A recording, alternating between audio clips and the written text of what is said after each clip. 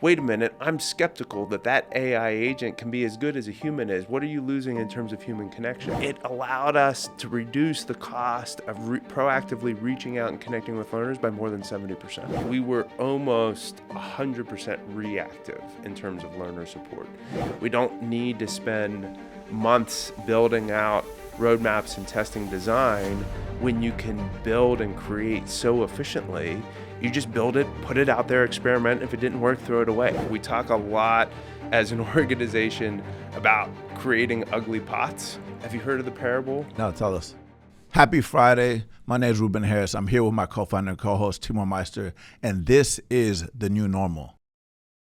The New Normal is a show where we go inside of organizations that have actually deployed AI in production at scale in a way that's made a meaningful impact in their organizations. This is not a show about hype. It's a show where we interview leaders who have made decisions to reimagine their organizations with AI at its core. We're in New York City, we're on the top floor, and I'm excited to introduce our guests. Timur, can you please introduce the guest? Thank you, Rubén. So today our guest is the CEO of Penn Foster, Kermit Cook. Before I introduce our guest, I just want to set the stage for the episode. Let's go back to the closing decade of the 19th century, where in just a few years, a bunch of inventions got created, like the telephone, the automobile, the motion picture, and the electric light bulb, all in the span of 10, 20 years. It was a moment when sound, light, and distance itself stopped behaving like it did 1,000 years prior, and the world quietly switched on. And the reason it's relevant because the audience has heard of the light bulb, but they probably haven't heard of a man named Thomas Foster, who in 1890 started a distance learning company providing accounting and engineering courses to coal miners in Scranton, Pennsylvania. The idea was simple. If you couldn't get to school, the school would come to you.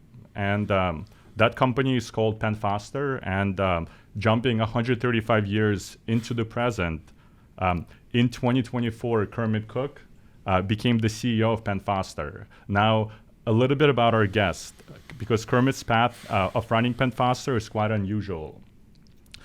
So Kermit has engineering degrees from Dartmouth. He had a stint at Teach for America, teaching high school physics in St. Louis. Very impressive guy. There's a whole list here. A joint MBA and a master's in education from Stanford.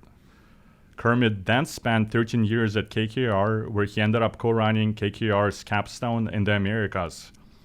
And then he became the chief operating officer at Cengage Group. Since early 2024, Kermit became the CEO of Penn Foster, where he set a goal to graduate 150,000 learners by year 2029. And what makes Kermit's work especially interesting today is we're living at a time when education, employment, and technology are all being redefined. The traditional pathway is not working for everyone. Employers need skilled talent, and learners need flexible courses that fit into their lives and actually connect them to better jobs and economic opportunity. So Rubén and I have had the privilege of getting to know Kermit and his team since 2024. Through outrival partnership with Penn Foster, where our team has helped deploy AI digital workers doing repetitive work, supporting hundreds of thousands of students as they enroll and get connected to the right resources to navigate their learner's journey. On this episode of New Normal, we get into how you reinvent a 130-year-old company for the AI era, how you serve a $1,500 student profitably while still investing in better technology and content, and how every leader can stop treating AI as a tech project and start using it to drive real impact and ROI on enrollment, retention, growth, and real outcomes for the learners. But first, Kermit, I just want to say welcome to New Normal. Really appreciate it, Timur. Rubén, I appreciate the invitation and the opportunity to have the conversation. Awesome, man. So I know Timur gave a little bit about things in the intro. So tell us a little bit about Penn Foster. What's its scale? What's its impact? And its history? Well, I love, Timur, that you started with Thomas Foster and that vision around bringing school to the students. Because at its roots, if you think back to who those coal miners were in 1890 in Scranton, Pennsylvania, they were immigrants primarily. They were people who did not have access to the traditional education system in whatever way that it existed in 1890, maybe a little bit different than we have today. But at its core, those are the learners who we still serve today.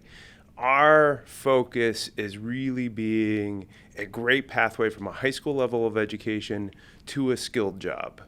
And in particular, doing that in a way that is radically affordable and flexible, because the learners who we serve are predominantly learners that have, for whatever reason, not been able to be successful in the education system. It could be a learner like our graduate of the year from high school last year, a woman who is just an incredible woman named Monet Carter.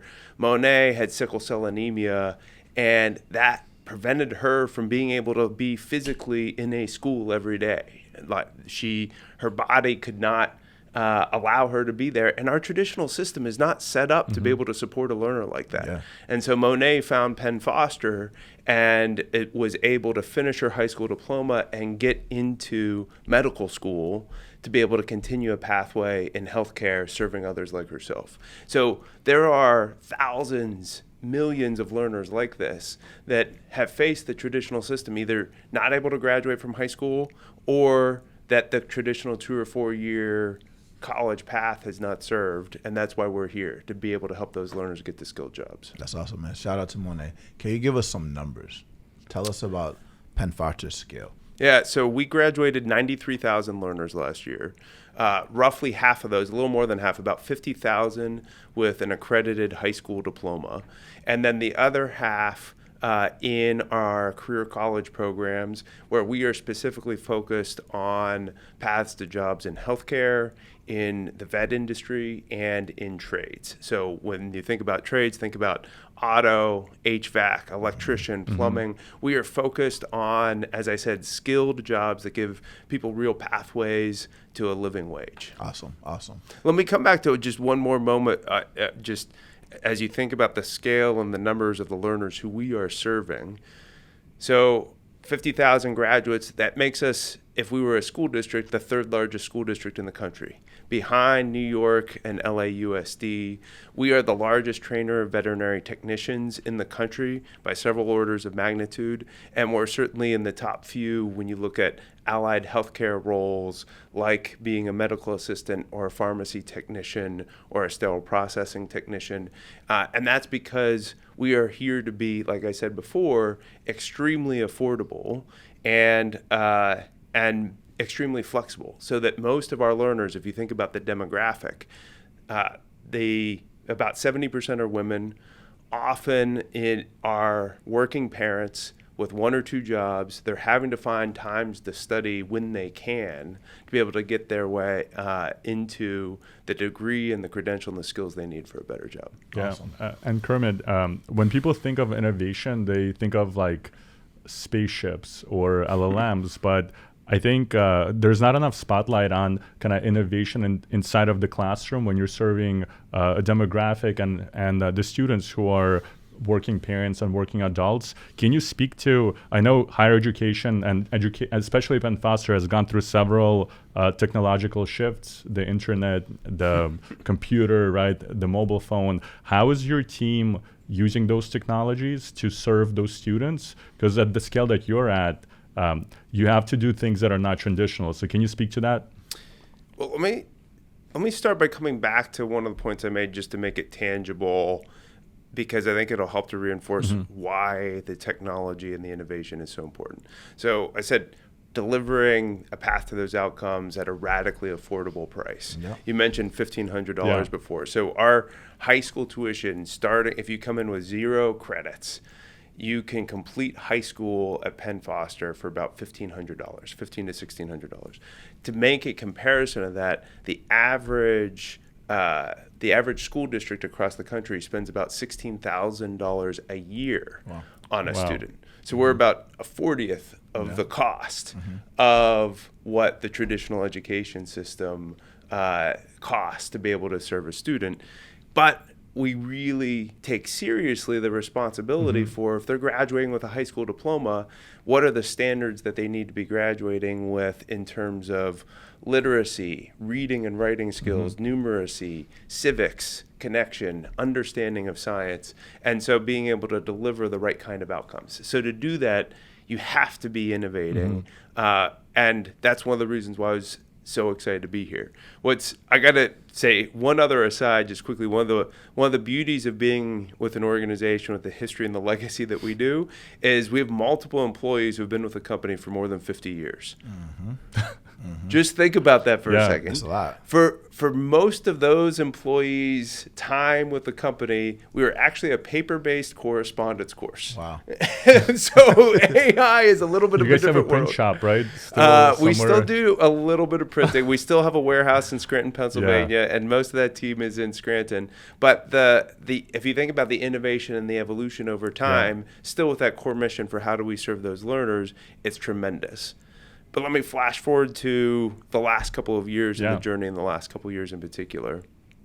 One of the reasons why I was so excited about the opportunity here is you have the power of that legacy for what we for the learners who we serve, the affordability as a starting point, and at this moment in particular, from a learning technology perspective, I really firmly believed we can deliver a radically better learning experience and high quality learning experience while being just as radically affordable.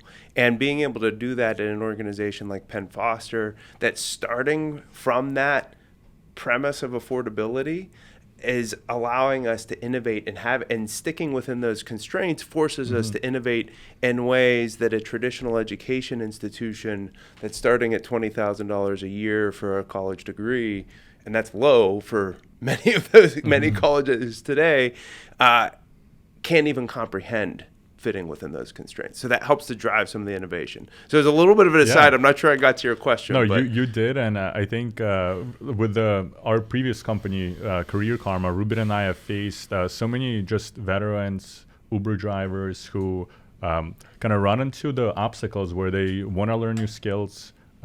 There's not a shortage of, I would say, free online material out there, but students need more than just material. They need guidance, they need help, they need to be able to pick a career path, they need to be able to graduate and get a job. Can you speak to what does it look like for like the student, and how do they kind of find Penn Foster, how do they enroll, and maybe speak to kind of the behind the scenes operations that go into supporting the, I guess, 100,000 plus students who kind of enroll into your courses every year? Yeah, so there's a lot that resonates and a lot underneath that question, Timur. I would start with, I think one of the points you made there is really spot on, and I think particularly important in the world of AI, on why I think institutions that are delivering quality learning are not going to be disrupted by just having ChatGPT there or having your Conmigo tutor. And that is that learning is hard. Learning, I don't know how many asynchronous, just free courses you've taken. I think I could say I'm maybe like a 5 or 10% completion rate myself. Yeah. I get started and I hit a roadblock and I find all kinds of reasons why I'm not going to keep going. Yeah. Like everything else goes to the top of the to-do list and that's at the bottom.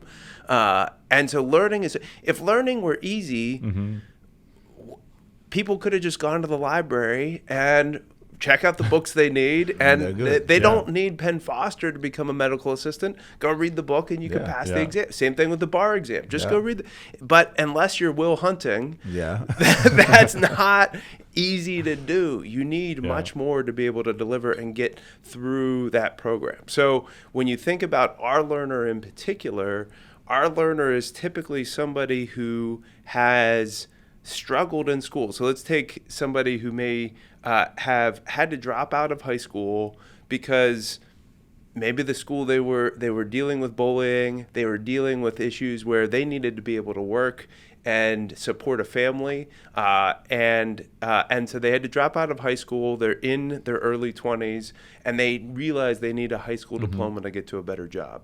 Well, they've already learned that I'm not good at high school.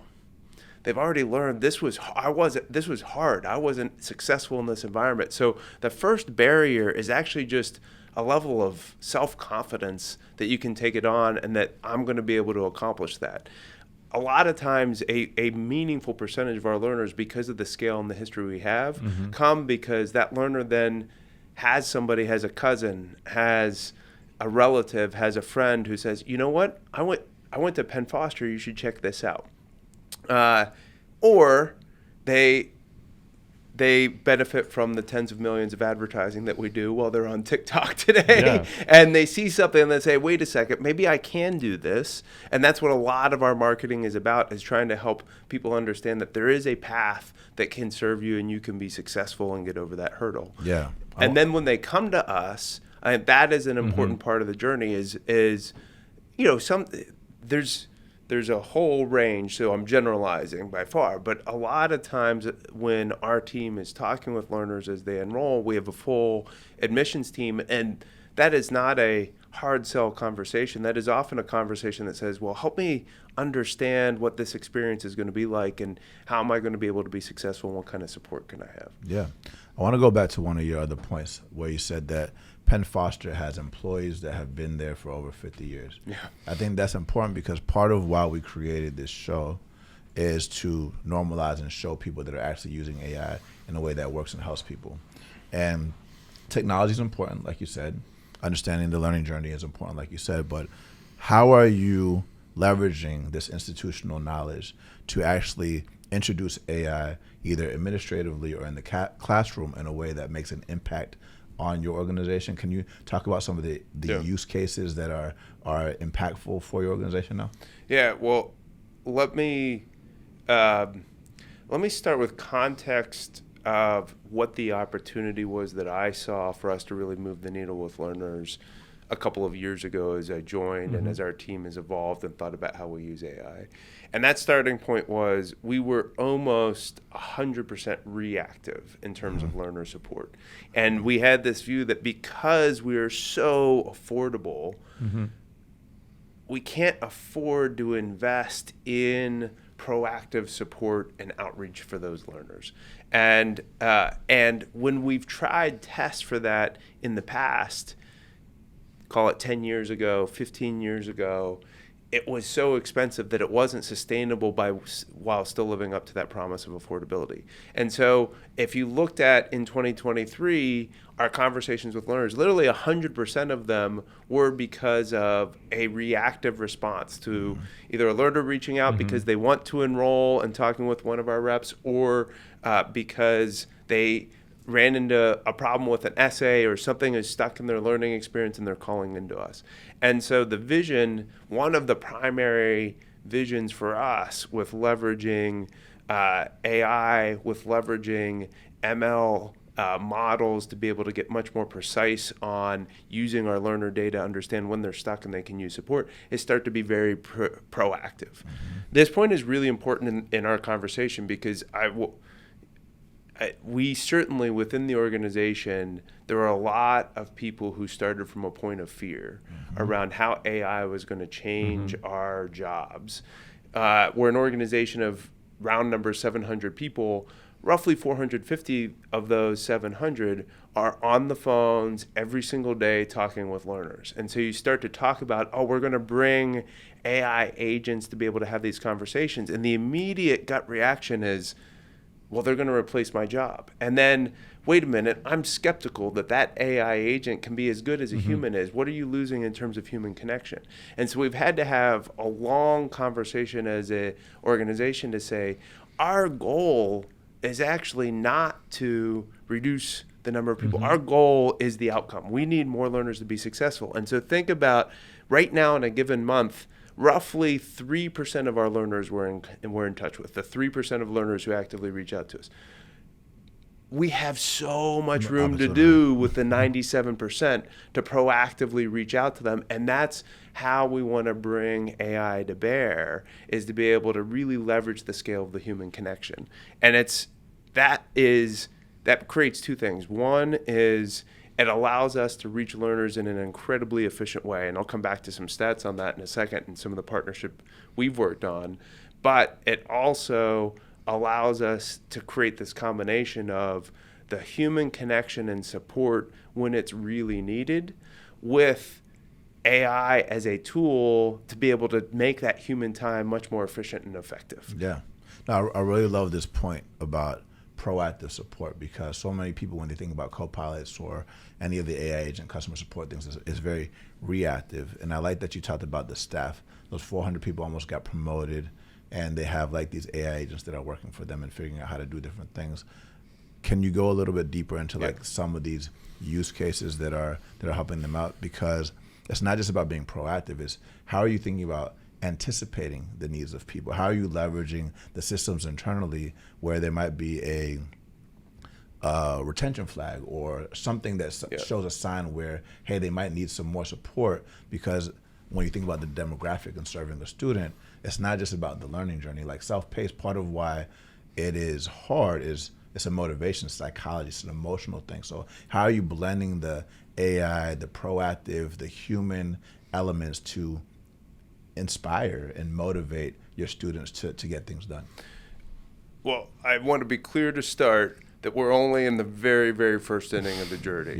So we're not there yet. The goal of what you said is that those 450 are now promoted and they're managing agents, and we're like just scratching the surface because this takes time. This is not about, oh, I'm going to turn on my AI chatbot and every learner's working, because it's hard. I mean, we've been at this for more than a year at this point. It was over a year ago that we first started our partnership, and we're still just scratching the surface. So we started very intentionally with a culture of trying to build an experimentation and a learning culture. We talk a lot as an organization about creating ugly pots. Have you heard of the parable? No, of tell that us. Rubik's teacher? So there's a story. I've seen it written up in many different ways, but the story is that there's a ceramics teacher who splits their classroom in half and tells half the class that they're going to be graded just by making one perfect pot. And so they just got to focus on making one great. And the other half of the class the teacher tells them, I'm not going to look at all at the quality of what you make. Just make as much pottery as you can. I'm going to just weigh the total poundage of pots you make. And by the end of the semester, the class that was just experimenting freely was making definitively more beautiful pottery. Because you don't learn by trying to make one perfect thing. You learn by making hundreds of ugly pots. And every time you make an ugly pot, you get a little bit better, right? I love that. And so we started by talking about this story a lot. And I'll tell you, I kick off every board meeting with telling the board about our ugly pot from the last quarter and normalizing that across the organization. That was the first step a year and a half, 2 years ago, is starting to get the organization comfortable. And then we said, you know what? We've found these great partners out rival. Let's just start making some ugly pots. Let's start by picking a low risk environment to be able to start to test and learn how to apply the technology and what it can do for us. So we started, as you all know, with taking a pool of leads, not existing learners, because we wanted to make sure we learned what to do before we started experimenting with learners who we had committed to a contract with. We said, okay, here are leads who hadn't decided to enroll, and they're aged leads. We haven't reached out to them in months. Let's just test what would it look like if we start using that technology to reach out to them and have those AI agents connect back with our admissions reps and do soft handovers for those leads. And it allowed us to reduce the cost of proactively reaching out and connecting with learners by more than 70%. Wow. And we saw a 30x ROI on the investment because of using the technology. The investment in reaching out to those learners, with the learners who then said, you know what, this was 6 months ago that I reached it, but I'm now in a spot I am ready to learn, and getting them started. And we are seeing those learners who we reached back out to continue to persist. Over 80% of the learners who enrolled through that campaign starting a year ago are still enrolled and still progressing towards graduation. And that is just a fantastic proof point. I share that example because we started, you guys will remember better than I will, but I think we literally picked a pool of like 1,000 Yeah. people to try to go call. Yeah. And then we tried a couple thousand. And each time we better. iterated, what's the conversation like? How does the handover work?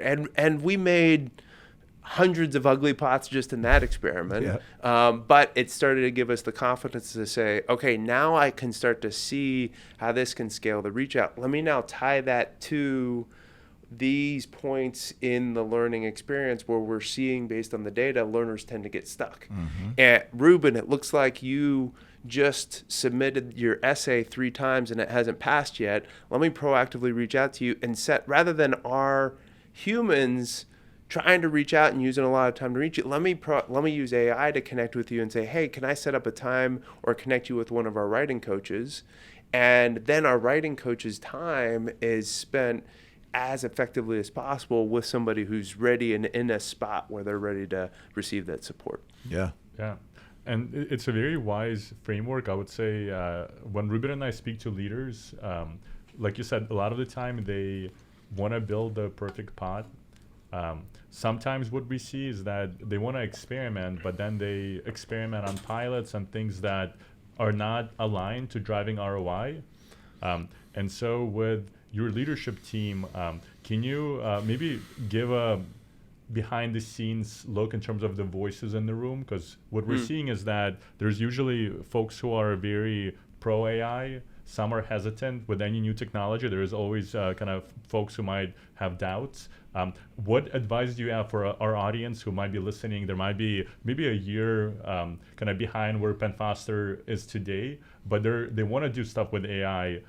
Some people on their leadership team are pro, some are a little hesitant. What advice do you have for them? I'll go back to the point I made a little bit ago. Like, we've been in this journey for coming up on 2 years now.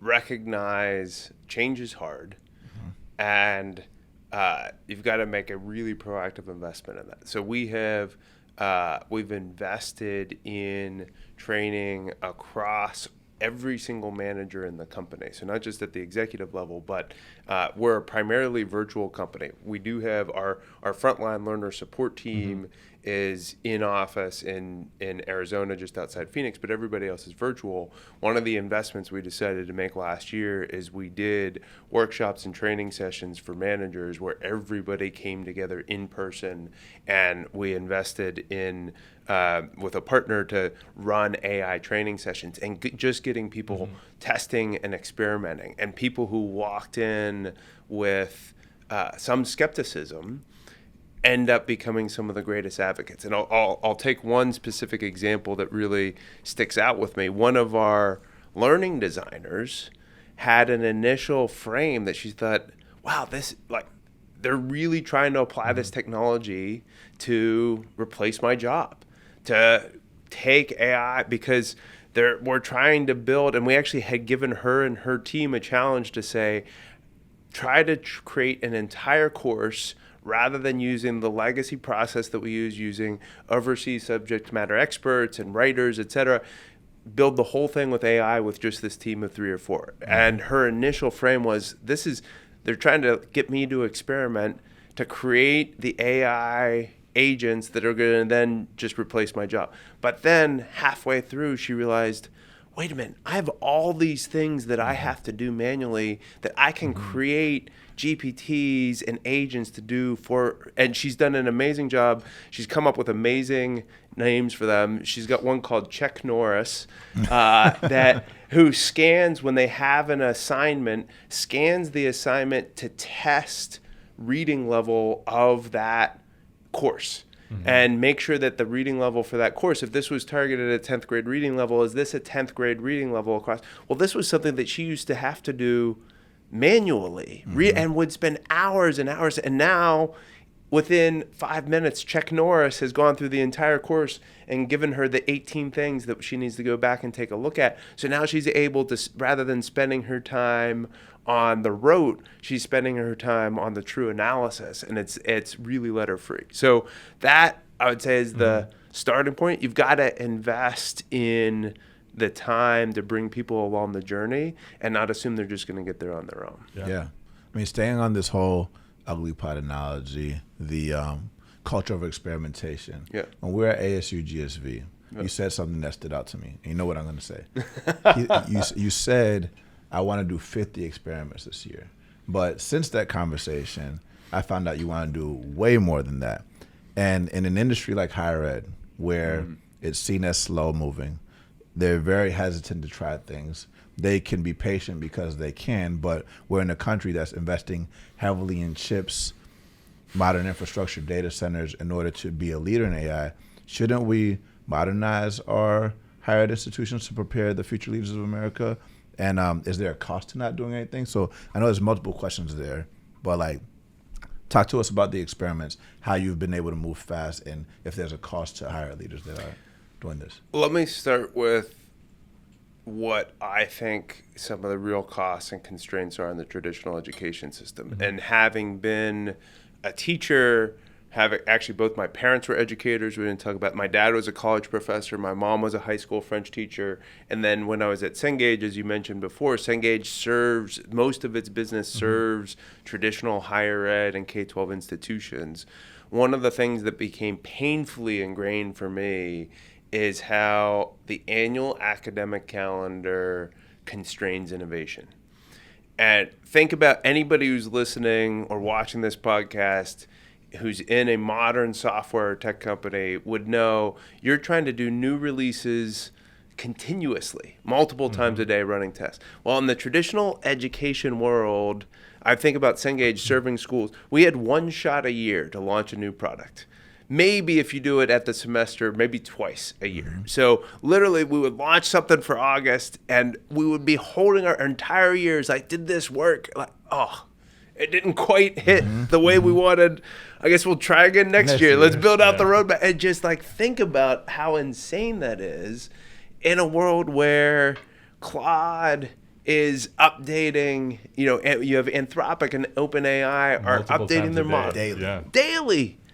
I can't even keep up.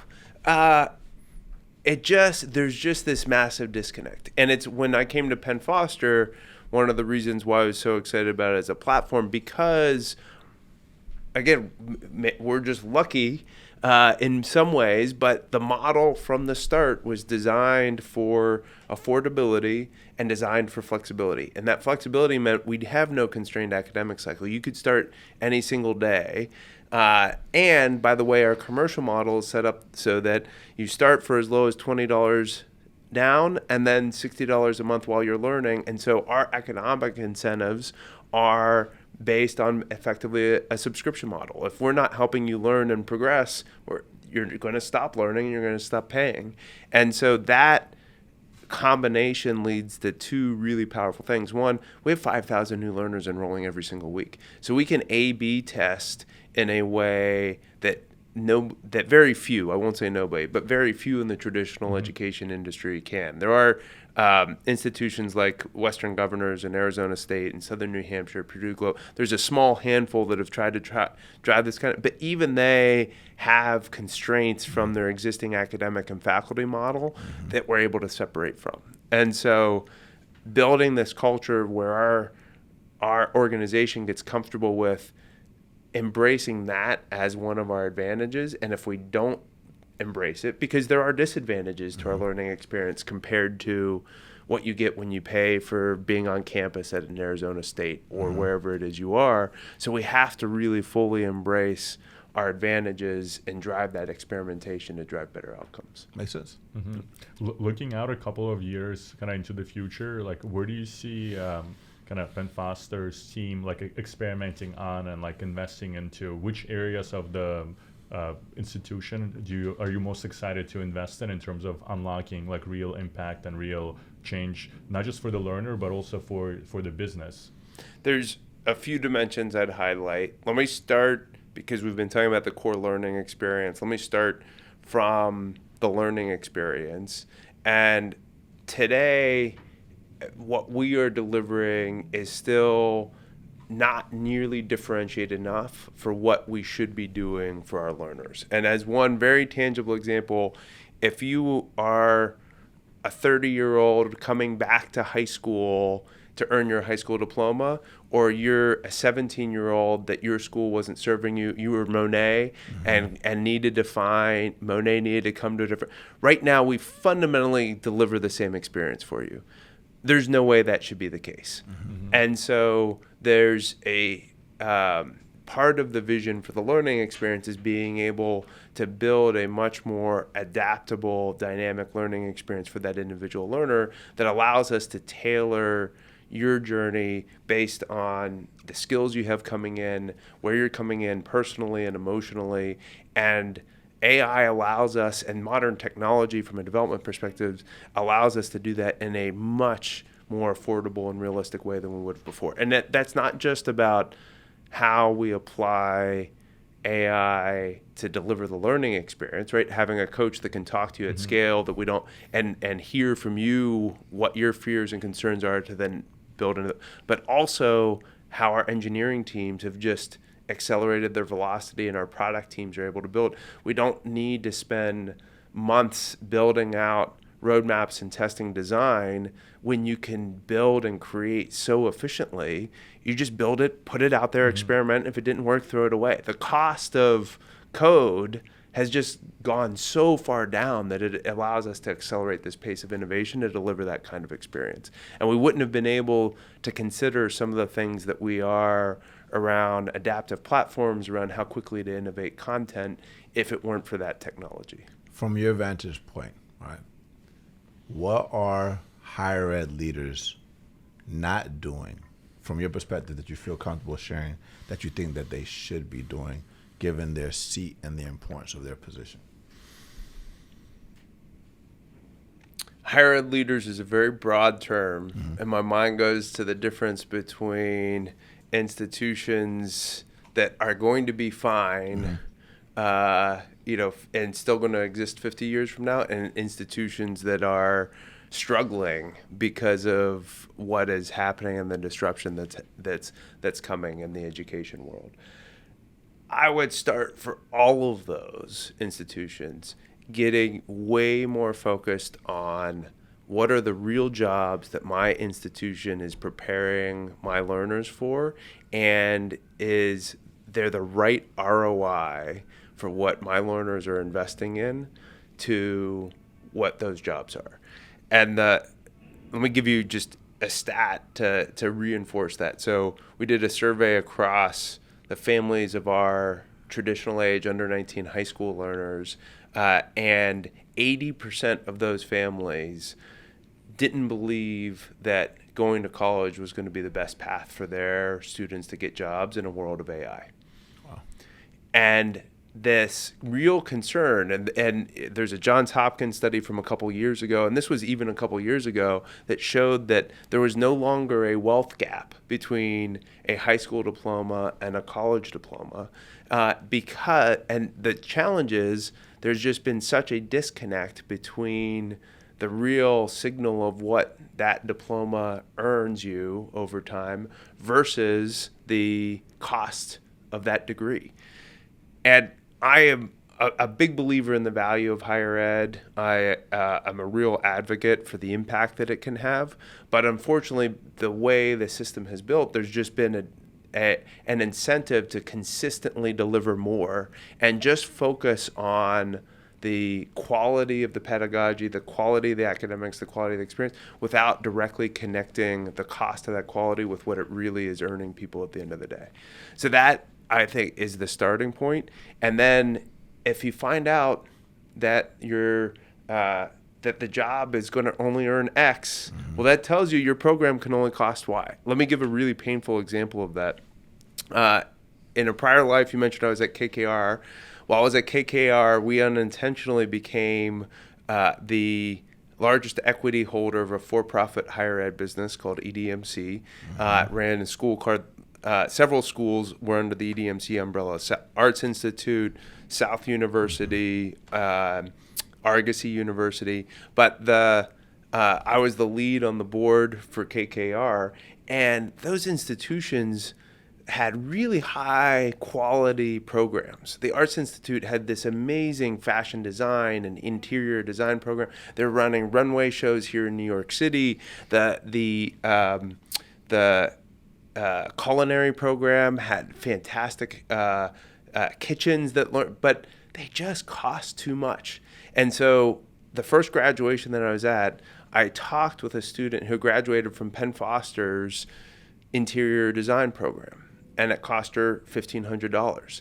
And she said, I actually took interior design from the Arts Institute 20 years ago.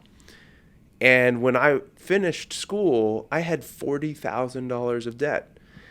And it was 2008, and the financial crisis hit, and I couldn't find a job, and I ended up working retail. And it took me 15 years to start to pay. And I had given up on my dream of being in interior design because I never thought that there'd be a path to be able to make that work. And then I found your program. I thought, this is less than a tenth of the cost. And actually at $1,500 for that to redo my certification, that actually gets me to a job that the ROI makes sense, right? And so if that disconnect between the job you're really preparing for people for and what it pays versus what the cost of your program is, then you're going to be at risk as a leader. Yeah, that makes a lot of sense.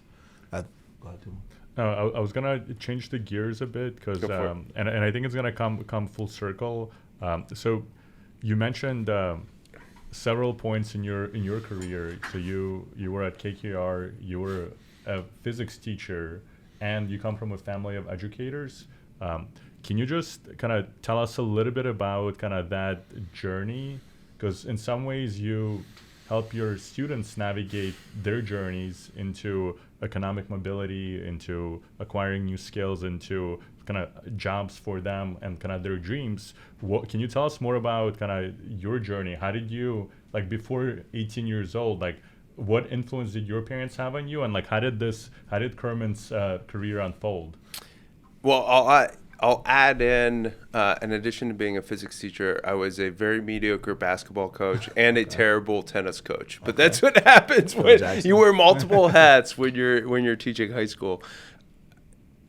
I'll start with my parents had a tremendous influence on me. I mentioned they were both educators. My mom, actually, she was a high school French teacher for most of the time growing up. For my sister and I, we grew up in a very small town in West Virginia. She had been on a path to teach in college, to be a professor as well, but the French teaching position at a college prep school is about a half an hour down the road away from our very small town called Bethany, West Virginia. That French teaching position opened up, and she went for and got that so that my sister and I could go to that school for free. And actually, I'm now on the board of that school. I was on a call this morning with that school, and still had my teachers from there are still mentors of mine, and that certainly inspired my connection with education. Even though I don't think I quite appreciated it initially, but it's what ultimately brought me back to to decide to teach at Teach for America, as recognizing what an impact that had. Let me throw out a couple of other points just from a career perspective. Yeah. And I think the general reflection I've had is when there's a fork in the road, to take it. And even if it feels like it might be a direction that doesn't make sense at the time, if it's something that's going to really stretch and challenge me and throw me into something new, then to jump into it. So you've always taken kind of the left path, the more riskier, or something that could be perceived as different than the norm. Perceived as risky at the time. Yeah. And I think let me actually bring it back to a conversation with my mom.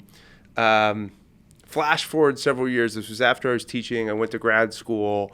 I was doing an MBA in education degree, and I had an opportunity to go back to Teach for America to lead a region with TFA, but I got this opportunity to join KKR, the private equity firm, because I had also worked in a prior life at the consulting firm McKinsey, and I don't have to tell you the analysis economically, but also just conceptually, I knew nothing about the world outside of education, really at its core. I grew up with educator. I knew education. I was passionate about education. And so I kind of could see that there was this whole world I was going to be thrown into that was going to stretch and challenge me in different ways. But it felt like at my core, I was turning my back on my passion.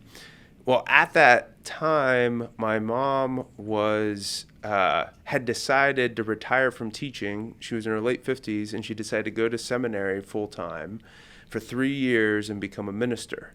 And I remember talking with her about it and say, wow, Mom, most people be thinking about retiring for good, and you're starting something totally new. And it's always, I can remember where I was standing in this phone call, and she said, Kermit, God willing, I've got another 20 years, and that's plenty of time for a whole new career. Yeah. And that has just stuck with me whenever these moments have come up that feel like they're risky, and it feels like, oh, wow, if I go on this private equity path, it means I've turned my back on education. Well, no, there's plenty of time for 2 or 3. There's plenty of time to make some ugly pots in our careers. Yeah. And still be able to come back and change that direction in the future. What's interesting, because like Rubén and I, we've taken plenty of perceived risks, but I would say like in anything you do in life, like a lot of people don't know their superpowers, but the folks that understand kind of the worlds, like the worlds that they came from that shaped who they are, I think make them better leaders. Like with your background as a teacher, I'm sure like leading Penn Foster, it makes you it wasn't a straightforward path. A lot of listeners feel like you go to college, you get a job in a corporate world, and then you work for 30, 40 years, and then you retire. And maybe that was the case like 50 years ago. We're living in a very dynamic world where people are kind of navigating their careers at different points. Something that you mentioned when you said speaking to your mom, Rubén and I don't know if you know this story, but Rubén and I, after college, decided to break into tech, and we spoke to our moms separately, but I told my mom that, Mom, I'm going to quit my job. I was doing project management at Auto Trader and buy a one-way ticket with this guy, Rubén, and break into tech on the West Coast. And she was surprisingly very supportive of that. But to me at that time, it felt like a big risk. But looking back, it was a perceived risk because I could always find another job. I could always, at that time in my 20s, I could always go stay with my parents. But I'm so grateful that we took that risk and that chance to get where we are today. With your story, though, this path of education, KKR, Cengage, now Penn Foster, what is the drive behind that? Like, what do you see yourself, what's driving you to make this change in terms of getting up in the morning to help students, but also is there other things you're inspired by to do? Let me come back. I'm going to answer a different question that you made me think about for a second, or I'm going to talk about something a little bit different that made me think about. Because I started thinking about the learners who we served, the learners who I served when I was teaching in St. Louis. And I just want to acknowledge that we've got the privilege of being in a position with families who are supportive, we've gotten the opportunity to build this confidence to be able to go make those ugly pots from a career perspective and know that we're going to be okay, right? And again, I just come back to... Shout out to Mom. Shout out to Mom. And may everybody have somebody like that in their life. And that is one of the things with the learners who we serve. When I talk, we do an in-person graduation every year. It's an amazing event. You all should come I this heard year. about it. You guys fill up a stadium Yeah, in Georgia, Duluth, Georgia. We fill a stadium. And this year it's in Duluth, Georgia. Next year it's in Tennessee. You should sponsor it and and should come along. But so many of those learners who say that confidence and support, that is one of the biggest hurdles. And I wanted to bring up that third because I want to come back to how I think about fundamentally how AI can help to really leverage and change the learning experience. But it's not the only answer.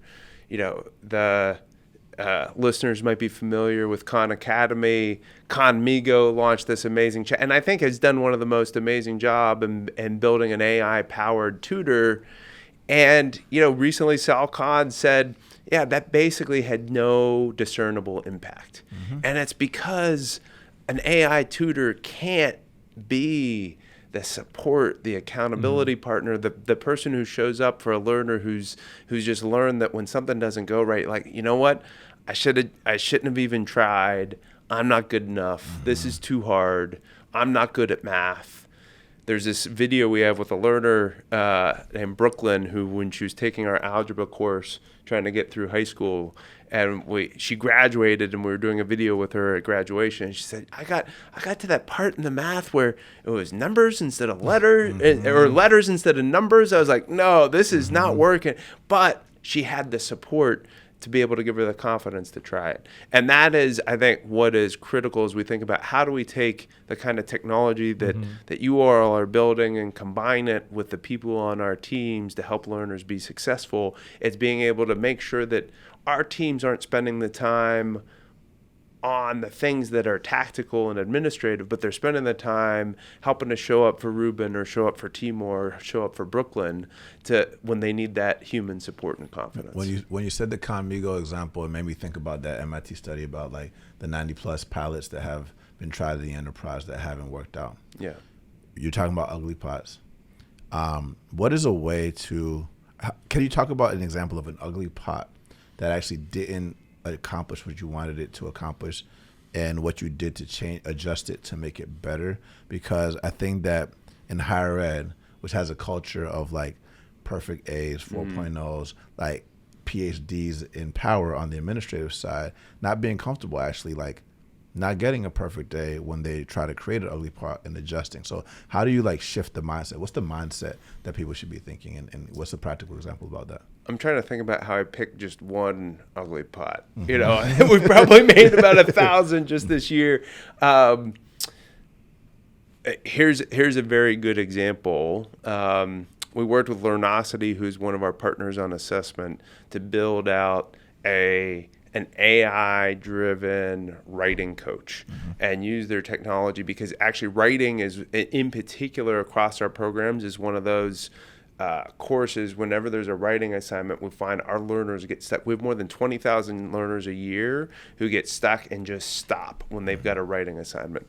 And as one of my high school graduates at graduation once said, she's like, that writing assignment, I hadn't written anything that didn't have an emoji in it, and then you wanted me to write a 5-page essay with inline citations, and so I understand why they get stuck. And so we put all this work into an AI coach to scaffold and support them along the way, and we rolled it out, and the first version had almost no impact because we just launched it out there and we hadn't yet iterated the learner experience and the learner support and coach. And so we had the next step. What cracks me up about this, we put all this work into this technology and we're like, well, we just haven't helped them understand how to use it and what it looks like to try it out and just give it a shot. And so we literally recorded a very rough, it was a 9-minute video that we embedded. Think about this. In this generation, we're like, okay, watch this video. It's almost 10 minutes long just to tell you how to use this. And when we rolled out the 9-minute video with the writing coach, then the completion rates on that course went up by 15%. Believe it. And so we've gotten better. The video's gotten a little sharper since that, but it was just such a great example for me of, you put all this work into this really high-tech thing, and then you realize, well, let me just record a video so I can tell learners how to use it and give them the confidence on how to get started. You have to keep experimenting, because the things you think will have an impact, like Conmigo, don't if you don't really put yourself in that learner's shoes. Yeah. So we should rapid fire. Yeah, let's. So we have this as part of the episode. We have a section called Rapid Fire, where we ask you questions. You can give 1-word, 1-sentence responses, but this will help our listeners get maybe some kind of practical, tactical advice on how to kind of borrow or kind of get wisdom from you. My first question is around kind of your daily routine and habits. Being a CEO, kind of navigating your career to where you got here. What would you say are some of those daily routines, habits, and practices that you do every day? Morning exercise, and then morning journaling. The exercise is probably familiar with it for everybody. I will say for those who are getting beyond their 40s, needing to mix it up with a little bit of yoga, a little bit of Pilates, a little bit. You can't just do one thing. But then the reflection, I started this several years ago. I journal. I target 20 minutes every morning. Before I turn on anything else, I just sit down and I let myself just free form whatever top of mind journaling, and I find that reflection really incredibly valuable. Yeah, related to reflection, routine, exercise, we're rhythmic beings. Like we have a heartbeat. Yes. I'm a musician. Are you a music guy? Like, do you listen to any music that gets you into the right mindset to start your day? Tell us about that. I always listen to classical music while I'm writing. I love it. To start the day. Awesome. Yeah. I wish I were more musical. My wife's a piano player. Yeah, it is. She's we perform together. I wish I had stuck with it when I was younger. Yeah, this one, it's about kind of counter beliefs. Like, is there a belief or a principle that you follow that you believe other CEOs kind of either don't believe or have a different perspective on? The thing that's coming top of mind for me, is particular front of mind right now, is that we have a real responsibility on where the employees whose jobs are changing and being disrupted, where they land as we apply technology. And that's one we should take just as seriously as how we apply the technology for financial benefit. And I'll give a shout out to Amazon, who we're taking as an inspiration right now, and their career choice program, where they spend, they're using the education benefit, which all of us can tap into as CEOs in the U.S.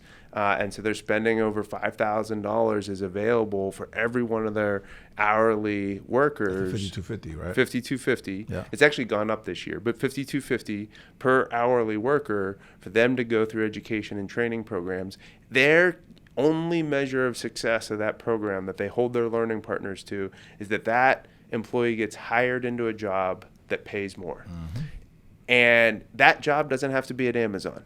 Now, you can look at that and say, well, it's good to be Amazon. But I think taking seriously, we talk a lot about this as a team, we're an organization that invests in a mission focused on helping people have the skills for a path to better jobs. We got to take that seriously with our own team, as their existing jobs, as we've talked about, are going to evolve radically over the next few years. Yeah.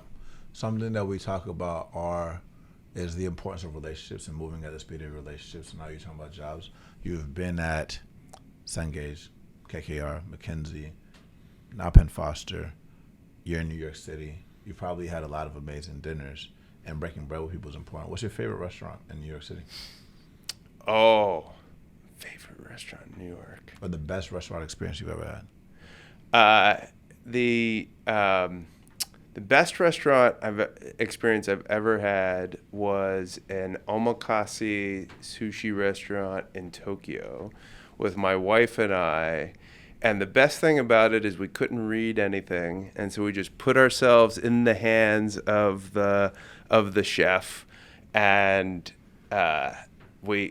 and also because it was in yen, we had no idea what anything cost.